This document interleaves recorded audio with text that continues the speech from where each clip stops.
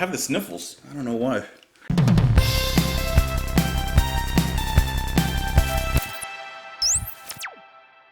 What's up, guys? Welcome back to the channel. My name is Justin, and today we are listening to not all of Court and Spark, but Joni Mitchell with her song Car on a Hill off of the album Court and Spark, which was released in 1974. You ever feel like you say the same words over and over again so much to the point that you're like, what do I say? I try not to be extremely samey, even though, let's be honest, I have a certain intro and outro I kind of go through. But you know what? It just gets me into a certain groove. It gets me into a certain rhythm, enabling me to kind of like, turn on my ignition and begin to talk. It's like my mental starting. Car on a Hill, speaking of which, what is your favorite car? I was about to ask what's your first car, but let's go with favorite car. What's your favorite car? To be honest, I don't really have a favorite car because I'm not really a car person. I do like the new Honda Civics. Is that a thing? I don't know. I asked a question I didn't even really have an answer for. Guys, you can join me on Twitter. You can join me in the comments down below. And let's jump on it. This is Car on a Hill by Joni Mitchell.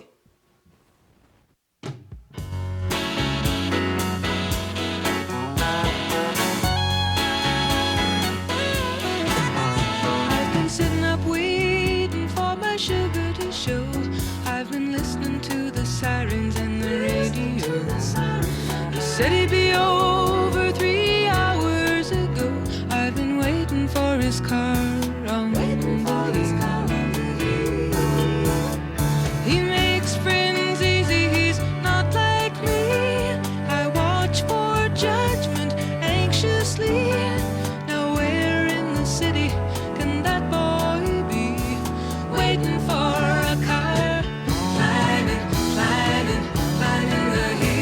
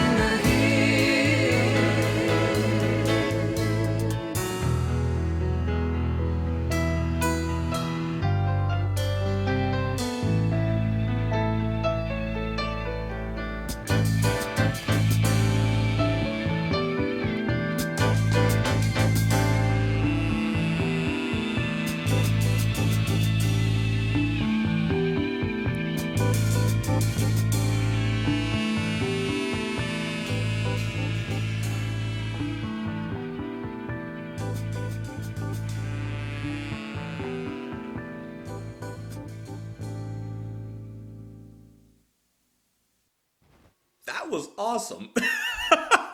As the song kept on going, I was continually by surprised, or what? By surprise.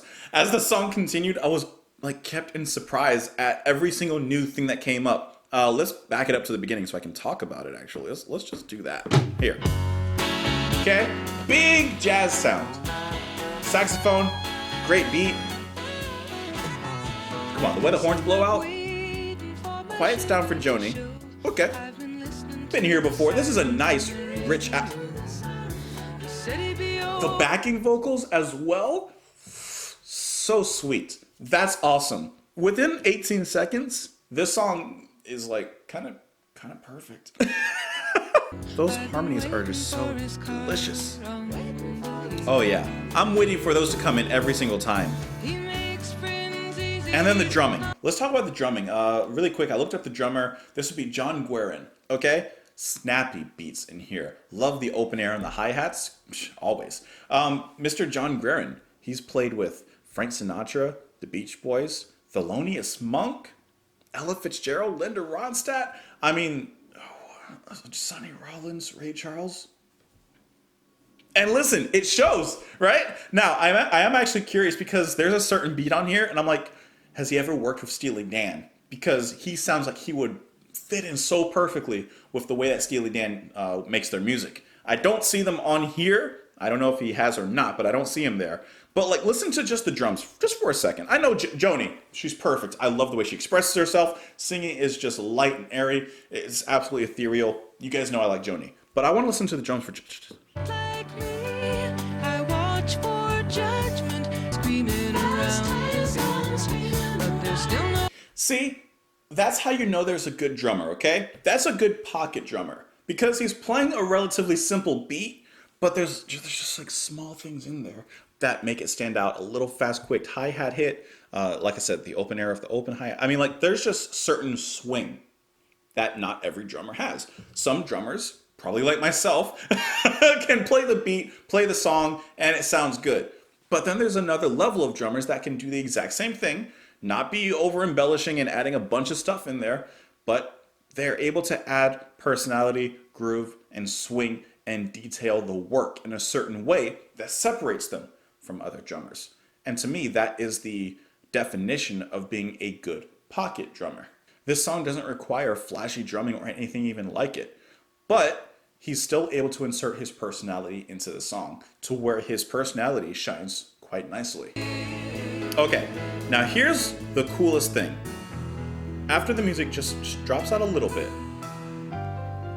Okay, so the song seems to be talking about Joni waiting for someone. She's waiting for this person and to see the car coming around the bend. I'm assuming this is probably, someone that she's in love with. She's waiting for this guy to come around the corner so she can see him. He'll pull up the driveway, ring up the door, and boom, your day is made, right?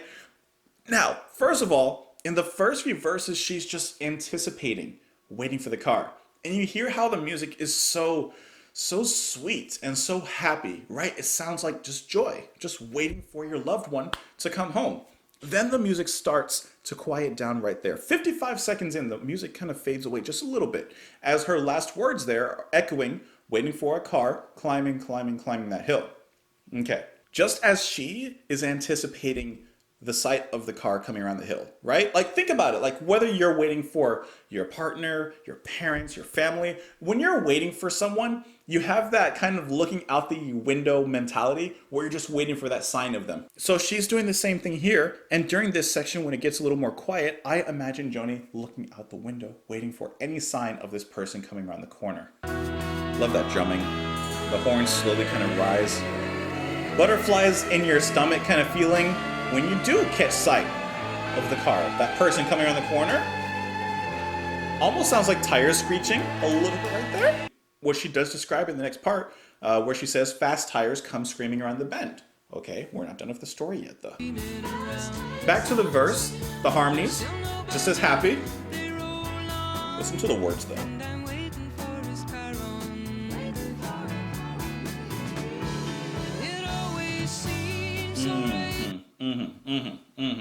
So, the next verse, she says, he's a real good talker. I think he's friend. Fast tires come screaming around the bend, but there's still no buzzer. They roll on, and I'm waiting for his car on the hill. So, she heard a car, hoping it was him, but apparently it wasn't. It was either another person that just happened to drive by, or it was him, and he didn't stop for her. Ooh, right? Because she says the tires come screaming around the bend, but there's still no buzzer. No one rang the bell. They rolled on.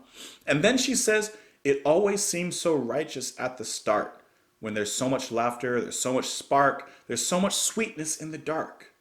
Right? The beginning, that initial flame, that spark, which, I was referenced for the album title, is there. But then what about the ending?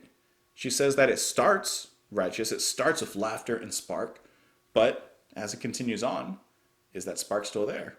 Apparently not, because she's still there waiting for the car climbing, climbing, climbing the hill. And perhaps, even though she's talking about the car climbing the hill, maybe she's climbing a hill, climbing the hill to perhaps get over him. Oh, Joni writes so deep. You can get so much out of the music, of course, but the way she writes, that's awesome. Let me know what you think of the song. Join me on Twitter. Join me in the comments down below. I'd love to know your thoughts. Support the channel on Patreon. You don't have to. I just hope you enjoyed the song, enjoyed the video, enjoyed me. Have a wonderful night, guys. Have a fantastic day, and I'll talk to you tomorrow.